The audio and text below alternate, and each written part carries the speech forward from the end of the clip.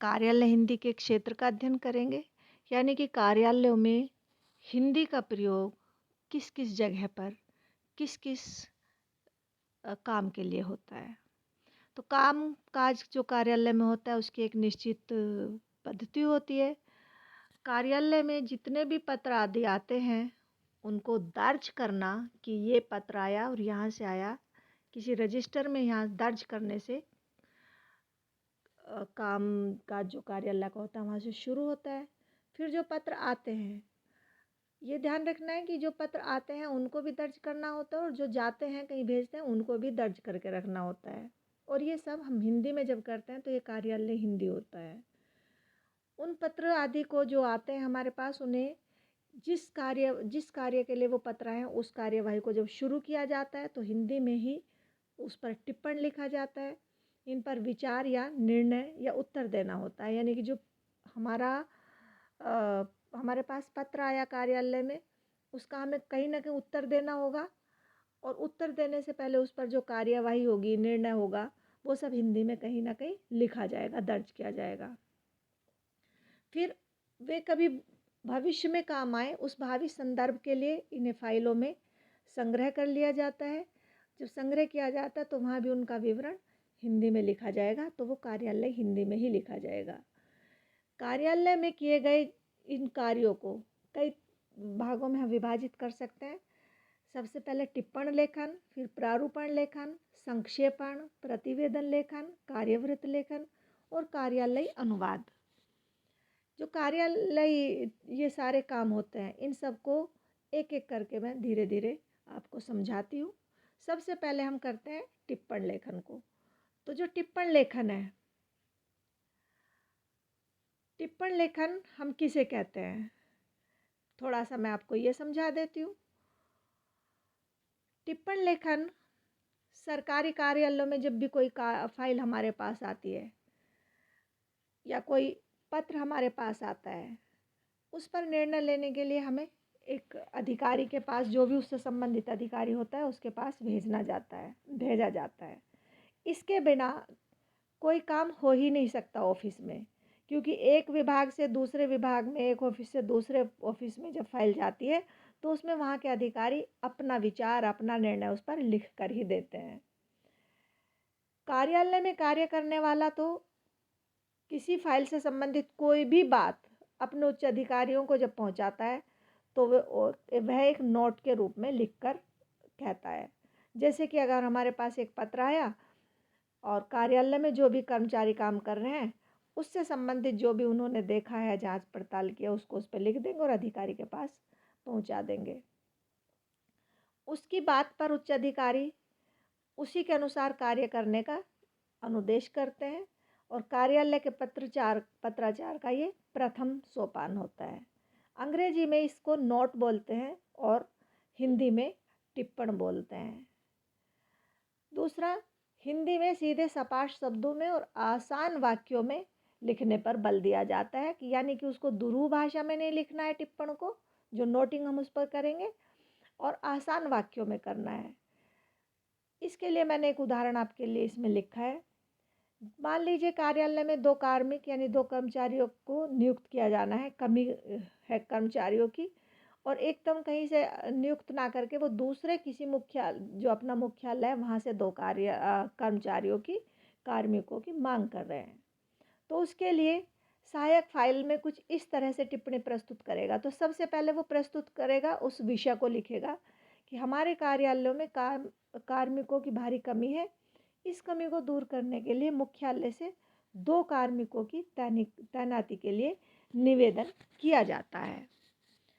अब जो टिप्पण है ये उन्होंने विषय अंकित कर दिया। अब उसमें अनुमोदनार्थ या अनुमोदन हेतु प्रस्तुत, यानी एक विषय उन्होंने दिया और इसको अनुमोदन के लिए अपने बड़े अधिकारी को भेज देंगे। बड़ा अधिकारी फिर उस पर टिप्पणी कर देगा, अपना नोटिंग कर लगा देगा कि हाँ, बुलाया जा सकता है मुख्यालय से 2 कार्मिकों को, या जो भी उसका निर्णय होगा वो उसको टिप्पणी में लिख देगा बड़ा अधिकारी। दूसरा हमारा एक जगह होती है प्रारूपण लेखन, जहाँ हमें कार्यालय हिंदी का प्रयोग करना पड़ता है। प्रारूपण क्या होता है? ड्राफ्टिंग। और ड्राफ्टिंग क्या होता है, इसे समझ लेते हैं कि जब टिप्पण तो हमने कर दिया, लेकिन हमें किसी पत्र का उत्तर देना है, तो पत्र का उत्तर देने के लिए भी हमें एक पूरा पत्र ही लिखना होता है। तो प्रारूपण का अर्थ है कि किसी भी पत्र या विवरण का एक प्रारूप या ड्राफ्ट तैयार करना, यानी कि जो हमारे पास पत्र आया या तो उसका उत्तर स्वरूप एक पत्र लिखेंगे, या फिर हम नया कोई अपनी तरफ से कहीं को पत्र लिखेंगे, तो उसका जो ड्राफ्ट तैयार किया जाता है उसको प्रारूपण बोलते हैं। जो प्रारूपण होता है पत्राचार के लिए, उसको तैयार तो हमारे लिपिक यानी कि क्लर्क लोग करते हैं, लेकिन उस पर उच्च अधिकारी का अनुमोदन आवश्यक होता है। जब तक उच्च अधिकारी अनुमोदन नहीं करता, अनुमोदन से मतलब होता है अप्रूवल, तो जब तक हमारा अनुमोदन नहीं मिलता या अप्रूवल नहीं मिलता अधिकारी से, तब तक हम उस पत्र को व्यवहार में नहीं ला सकते हैं, यानी कि उस पत्र को ना कहीं भेज सकते हैं, ना उत्तर को कहीं भेज सकते हैं। इसके लिए सहायक द्वारा लिखा जाने वाला समस्त विवरण, पत्र, ज्ञापन, परिपत्र के रूप में प्रारूप उच्च अधिकारी के पास प्रस्तुत किया जाता है। उच्च अधिकारी उसको देखकर, उसका अवलोकन करने के बाद या तो उसमें संशोधन का सुझाव देता है, या फिर उसको अनुमोदन दे दिया जाता है, यानी अप्रूवल दे दिया जाता है। उसके अनुसार पत्र के अंतिम स्वरूप का अधिकारी द्वारा हस्ताक्षर करने के बाद ही कार्मिक द्वारा कहीं भेजा जाता है, यानी कि जब अधिकारी उसमें या तो सुझाव देंगे या निर्णय पूरा दे देंगे या उसको अप्रूवल करेंगे, तो अप्रूवल से मतलब ही वही टिप्पण हस्ताक्षर कर देंगे कि हाँ ये भेजा जा सकता है। क्योंकि भेजा जब जाएगा कोई भी पत्र, तो वो कर्मचारी के नाम से नहीं भेजा जाता है, अधिकारी के नाम से भेजा जाता है। अगर अधिकारी उसको अप्रूवल दे देते हैं, तो उस पर अपना सिग्नेचर करके ही, हस्ताक्षर करके ही उसका अप्रूवल देते हैं, यानी कि अनुमोदन देते हैं। इसके बाद आता है संक्षेपण। संक्षेपण किसे कहते हैं? कोई विस्तृत विवरण हमारे पास लिखा हुआ है, वक्तव्य किसी का लिखा हुआ है, पत्र व्यवहार, जैसे मान लिया हमारे पास किसी के 10 पत्र आ चुके हैं, तो उसका हमें संक्षेप में जो लिखेंगे वो संक्षेपण कहलाता है। लेकिन संक्षेपण जब करते हैं, उसकी कुछ विशेषताएं या उसके कुछ ध्यान रखने योग्य बात होती हैं। हालांकि इसे जब हम करते हैं तो इसे संक्षिप्त लेखन, सारांश लेखन, संक्षिप्तकरण कुछ भी कर दिया जाता है, लेकिन काम उसमें सब एक ही होता है।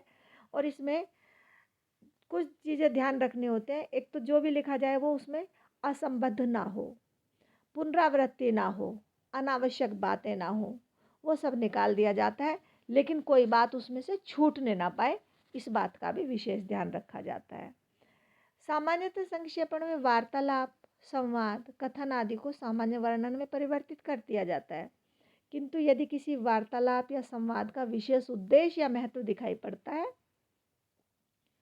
तो उस वार्तालाप या संवाद का विश्लेषण भी इसमें किया जाता है।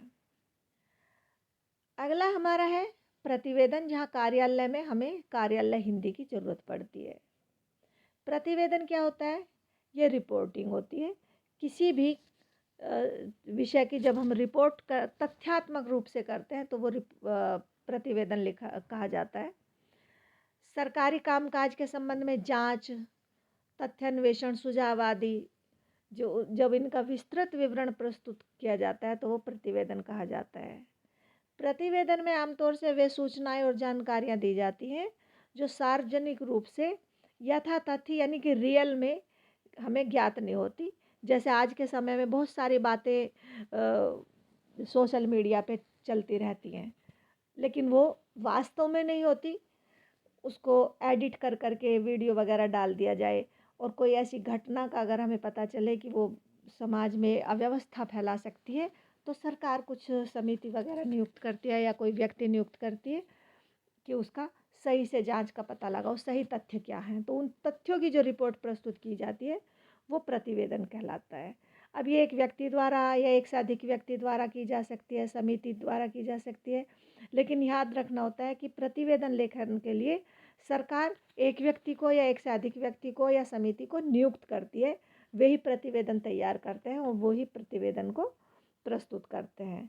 और उनका प्रयास रहता है कि जब प्रतिवेदन वो लिखें तो संक्षेप में लिखें और यथातथ्य लिखें, उसमें कुछ भी मतलब प्रमाण सहित उसको प्रस्तुत करते हैं, कुछ भी तथ्यों से अलग नहीं होता है।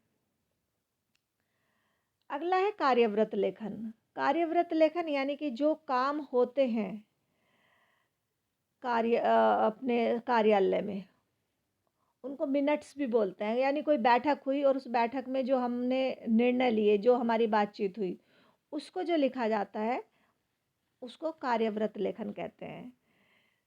विधि समितियों द्वारा आयोजित बैठकों के आयोजन की सूचना, कार्य सूची, आवश्यक जानकारी, सुझाव, निर्णय आदि कार्यव्रत लेखन में आते हैं। किसी विषय या समस्या पर गंभीरता से विचार विमर्श करने के लिए अथवा किसी निर्णय तक पहुंचने के लिए सरकार समितियों का गठन करती है। ये समितियां स्थायी भी होती हैं, अस्थायी भी होती हैं, दीर्घकालीन भी होती हैं, अल्पकालीन भी होती हैं, और ये सभी गंभीरतापूर्वक उस समस्या का या घटना का या विषय का अवलोकन करती हैं, पर्यवेक्षण करती हैं, और फिर जब उनका जो अवलोकन परीक्षण करती हैं, आपस में फिर बैठक करते हैं। बैठक का आयोजन करने के बाद वहाँ पे जो भी निर्णय होते हैं या जो भी बातचीत होती है, उन सबको कार्यवाही जब बैठक समाप्त हो जाते हैं, तो बैठक की समाप्ति के बाद कार्य जो भी बात हुई है उन सबको जो लिखा जाता है उसको कार्यव्रत बोला जाता है। कार्यव्रत की प्रकृति बैठक की प्रकृति के अनुरूप ही होती है। औपचारिक बैठकों के कार्यवृत्त में प्रस्तावों और निर्णयों पर विस्तार से लिखा जाता है। यानी कि जो समितियां अभी तक हमने बात की कि समितियां नियुक्त की जाती हैं, उनकी कुछ बातें औपचारिक अनौपचारिक भी हो सकते हैं, लेकिन जब बैठक होती है, बुलाई जाती है, तो उसमें पहले सबको सूचना दी जाती है, तो वो भी कार्यव्रत में किस किस को सूचना दी गई, फिर उनके सिग्नेचर होते हैं कि कौन कौन बैठक में उपस्थित हुए, फिर वे सब अपने अपने विचार देते हैं। तो उसमें इस तरह लिखा जाता है कि जैसे अध्यक्ष ने ये विचार दिया, उपाध्यक्ष ने ये विचार दिया, या पिछली बैठक में ये निर्णय लिया गया और इस पर ये कार्य किया गया। तो इस तरह का जो कार्य का पूरा विवरण होता है, वर्णन होता है बातचीत का, वो कार्यव्रत कहलाता है। अगला हमारा है कार्यालय अनुवाद, यानी कि हमें कार्यालय हिंदी की जो ज़रूरत पड़ती है वो कार्यालय के अनुवाद में भी पड़ती है। जो भी कार्यालय में काम होते हैं, मान लिया कि वहाँ इंग्लिश में काम हुआ, तो उसको हिंदी में अनुवाद करना ज़रूरी होता है। और उसके पीछे कारण ये है कि राजभाषा हालांकि हमारी हिंदी सिद्ध जो घोषित हो गई, लेकिन फिर भी द्विभाषिक हिंदी और अंग्रेजी अभी भी चल रही है। और जब हिंदी और अंग्रेजी दोनों चल रही है, तो जो अंग्रेजी में बात होगी उसका हिंदी अनुवाद करना बहुत ज़रूरी है। तो इसलिए जब जो कार्यालय काम होते हैं, कार्यव्रत होते हैं, उनका अनुवाद करने के लिए भी हमें कार्यालय हिंदी की ज़रूरत पड़ती है। विभिन्न मंत्रालयों में संविदाएं, करार, प्रेस विज्ञप्तियाँ आदि द्विभाषिक रूप से तैयार किए जाते हैं। यानी कि जैसे हमको प्रेस विज्ञप्ति कर रहे हैं, विज्ञापन भी सरकार दे रही है, तो उसे हमें एक भाषा में नहीं दे सकते, दो ही भाषाओं में दिया जाएगा। और दो भाषाओं में दिया जाएगा तो हमें कार्यालय हिंदी में अनुवाद करने वाले अनुवादक की ज़रूरत होती है, और उसको हम जो अनुवाद करेगा वो बोलचाल की भाषा में नहीं कर सकता है, कार्यालय हिंदी में ही करेगा। इसलिए वहाँ भी कार्यालय हिंदी की हमें आवश्यकता पड़ती है। तो हम कह सकते हैं कि जितनी हमने अभी तक बात की है, ये फील्ड जो क्षेत्र बताए हैं, इन सभी जगह हमें कार्यालय हिंदी की आवश्यकता पड़ती है, और इसलिए हम कह सकते हैं कि कार्यालय हिंदी के क्षेत्र ये हैं।